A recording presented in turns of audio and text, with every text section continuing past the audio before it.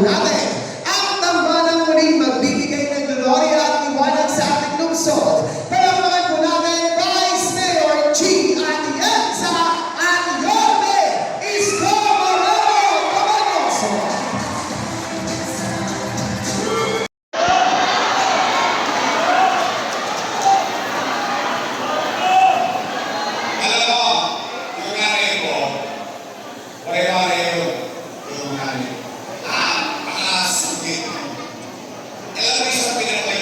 Disiplina na binigay sa akin ng nanay ko. Alam mo ano? Sabi niya namin, ibalik tayo ng malina, huwag kang magiging. Yun ang sinasabi sa akin natin ng nanay ko. Kaya, noong araw, pag may adjust kami, nagsasabi ko rin kami,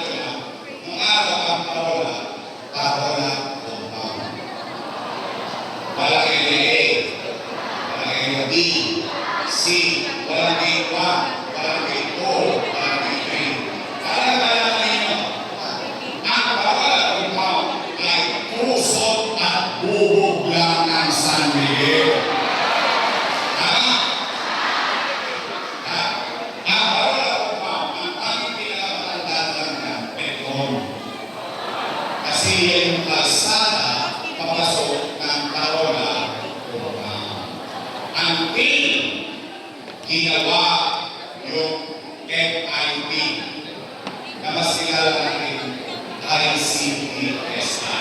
Tama ba yun? Bakit yun tingnan ito? Kasi wala namang ito.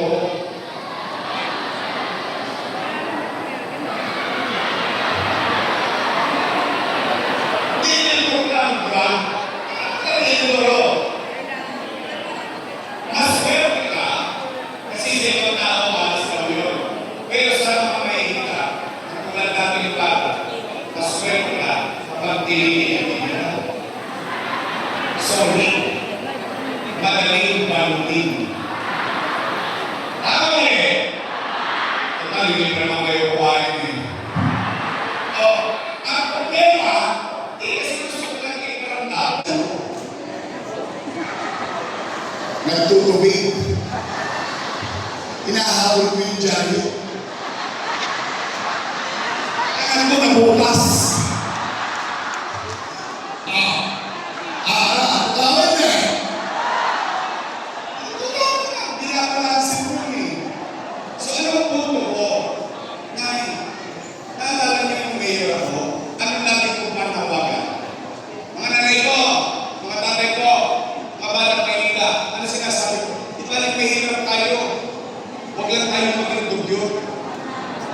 Hindi yung mahirap ka na nga, squatter ka na nga, pinalapunan ka pa ng basura sa harap ng bahay mo. Gawa ka ng basura. Kasi ito eh. Di ba? Bagong maligo ka, pagpasok mo sa trabaho, nanunukot. Totoo na. Di ba? O ngayon, ano nangyari sa akin? Lalamig nito lang ang LGU sa Metro Manila. Tingnan nyo, ang lamig nito lang. Kulega, kanino galing yan? Hindi sa akin. Philippine Statistics Authority. Talo pa tayo ng Materos. Alam niyo ang tingnan sa Materos? Balog, Peron, Itlog. Ang Maynila, lalamig dito lang ang syudad at isang munisipyo o pang-labing pito kulela sa paglaro sa hanap buhay. 9.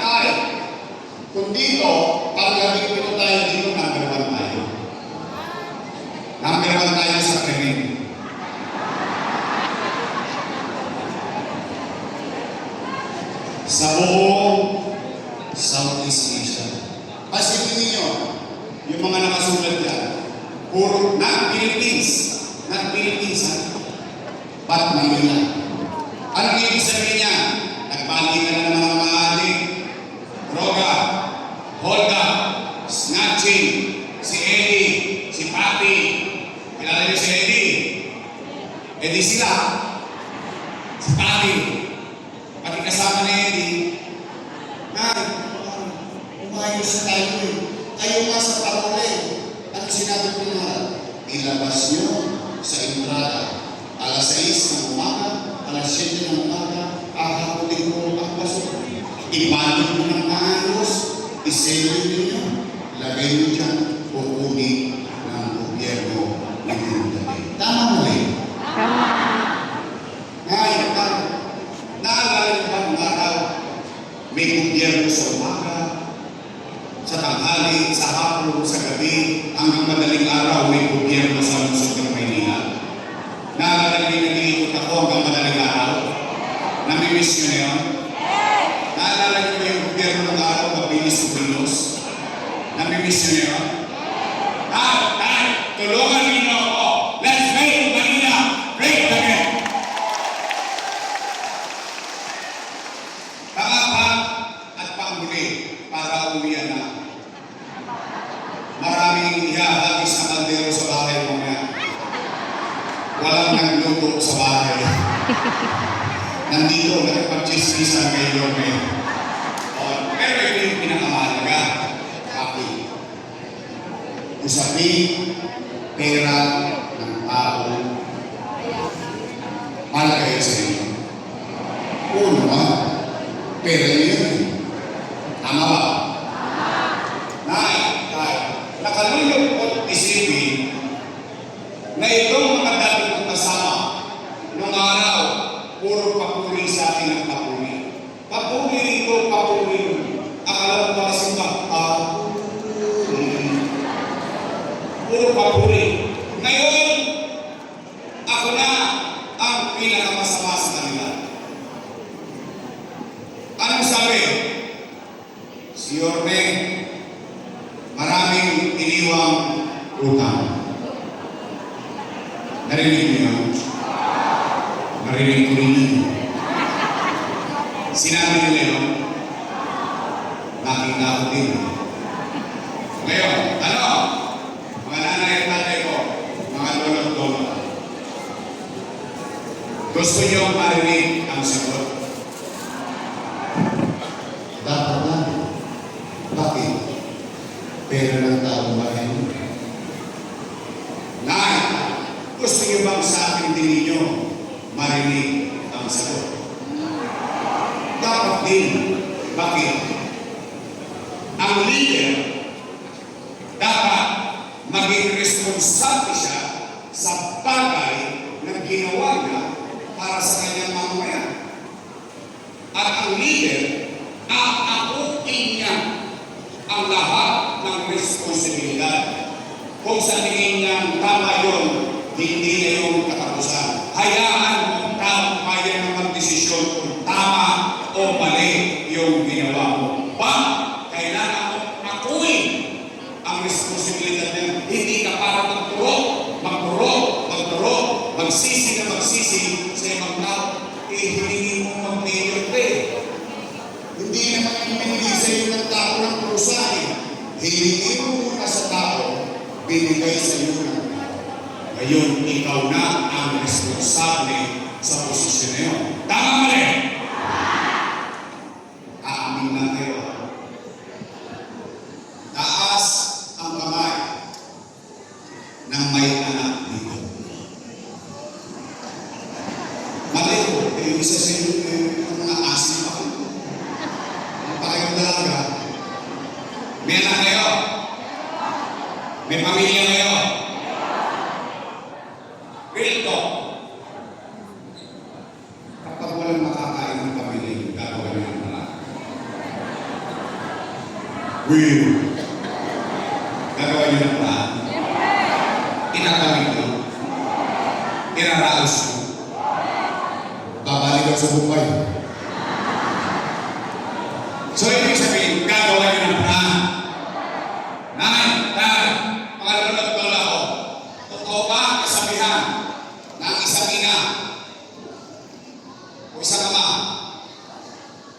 Isang mo na. Susubo mo na. Bibigyan mo sa akin. Totoo yun? Well, hindi nga. Gagawin mo lahat. Hindi ang ginawa ko bilang ama ng 2 milyong Manileño noong panahon ng pandemya.